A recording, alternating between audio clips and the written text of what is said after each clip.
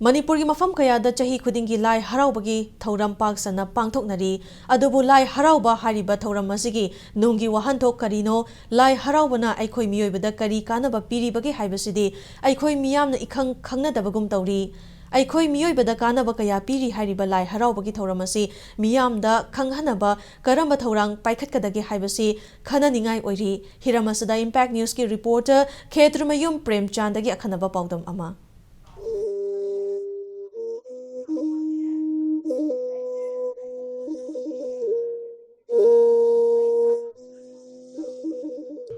Lamdam masida ningsing ba thoktringay matamdagi miyamna thajannabi amaga loinana chatnaduna laklaba thorom singi manungda Lai Haraobagi thorom asisu amani haujiksu chahi kudingi Lai Haraobagi thoromdi lepa leitana pangthokli adubu thorom asina ekhoi miyoibada karamba paujel piribagi haibasidi ayambana khangnadabagum tawri Lai Haraobagi manungjida sangaga yengkandati akoina urisiga mapanda urisiga manungda leirisiga adugi matik khetnai haitare Lai Haraobana piriba kanabase yamna wangi haitare tayong falsida leiriba akoigi punsironse karamna akoi hingani karamna sugani karamna nongani aduga akoi karamna yum pangani karamna aigi imung manung leiminagani karamna aigi leipak aigi leikai karamaina nungsi sanana leiminagani tayong thawai panwa mayamsiga akoi karamaina nungsi sanana amatoina hingminagani haiba kayasini Lai Haraobana piriba kanabase akoina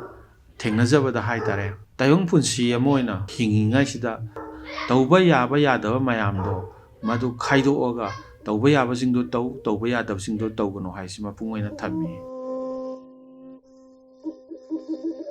Lamdam asibu mara tappa ingna chikna nunga yaifana panba lamdam ama ohennaba hotnabada Lai Haraobagi nungi oiba wahanthok miyamda khanghanba mathau tai haina Manipur University of Culture gi Department of Umang Lai Haraobada guest faculty oina thau puriba mutum manitona phongdokli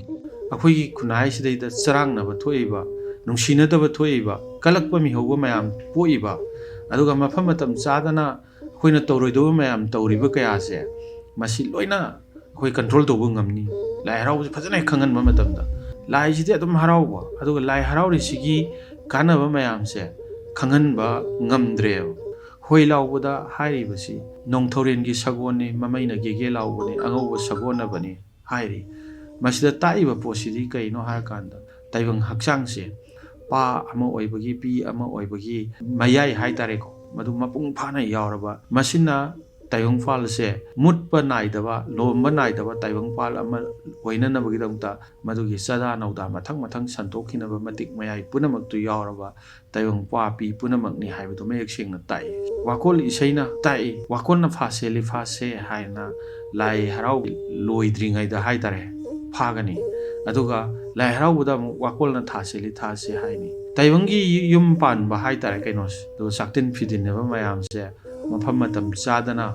pangthokanu tawganu satkanu salhaidabatu satkanu mafam matam chana yumban bagi marisi papi anigi marakta thamnaraga maduda matik chaba charon surol ama kogi sada naudarangna bagi pautak tu tai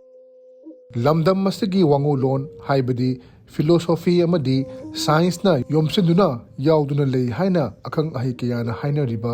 Lai Haraobagi thorum asigi wahan thokpu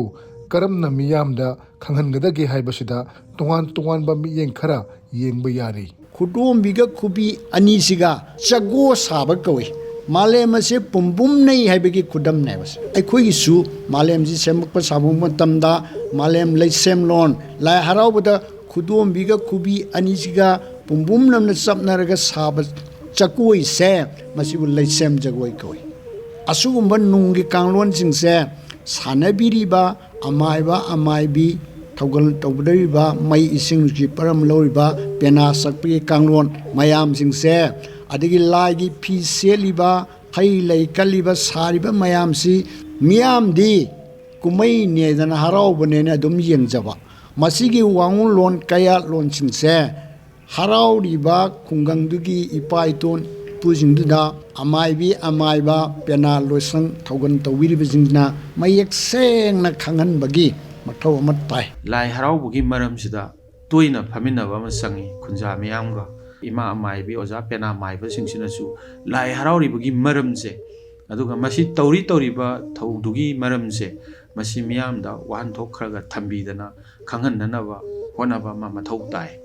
aduga sinbi langbiriba lai thogalup haitare ko lai committee haitare basic kaita orju khangaga lai haraubagi knowledge amaga loinana sinbi langbiba oiraba miyoi kharado isu makhoigi khuthangdai ju khangan bangamgane khali school gi syllabus ta hapaga mase takbiba tambiba taragadi mama mapa jingdusu tangai fadana masa jingdugi wahangda khangaktabe yaroi haitare anu yam mathau tai school gi syllabus ta lai haraubasi khatang hena sauna hapiraga ko miyamda santokpa miyamda khanghanba aduga miyamda paujen pibada yamna maru oyena khalli Lai Haraoba Thoram Amada, Quaidigi Maru Oiba Togai Puriba, Amaibi, Amaiba, Amadi, Penagi on a lady Boloshang Singi Todangsu, Aduki Matik Chauri. Ojana takpibani puna takpibani gi para simphada di phawa nungi wan thokte di khangdaba madu kanana mukta kani haitargadi khwaidigi mapi mapa oiriba punamaktugi thambiramiba thakkhage pawro khudam jingduga loinana puthoga loisangi mapi mapa loisangaiba ma thambiramise amaiba loisang amaibi loisang pena loisangaina thambiramisingse loisangi aduma puren jingduna kanagumana khangba uraba moida haiba ngamdraba adugumba loisang sida pau piraga loisangduna moi mathakta takpi tambiba chumthok pigadabani miyamda wakhallon tangedabani Customary gi oina leiriba chotna kanglon sing asigi mathakta lenga ki oiba midyeng kharaga changbirabadi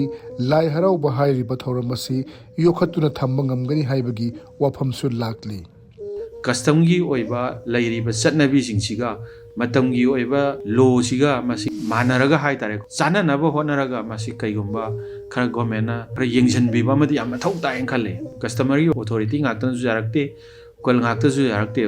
sai waisda khoina masi gumba yamna phajaba thoramse masi phajana mayangji chumna dum thamje haitaragadi masi government miyeng changbiba yamna thau taeng khale Lamdam masigi haurakfam nat chanabi jagoi isai tongan ba khunai lon kayagi haurakfam moiriba lai harauba hariba thoram asibu aikhoi miyamna yokhatnaba honaba galonena lengak na khanaba miyeng ama changbiragadi hairiba khunai asigi oiba tanglaba lan asi yokhatuna malem pumuda kangan bangamgani haibasi achirpa thajabani Camera person LKB Chandragalon and Pawam Jariba I Ketrimayum Premchan Impact News Imphal.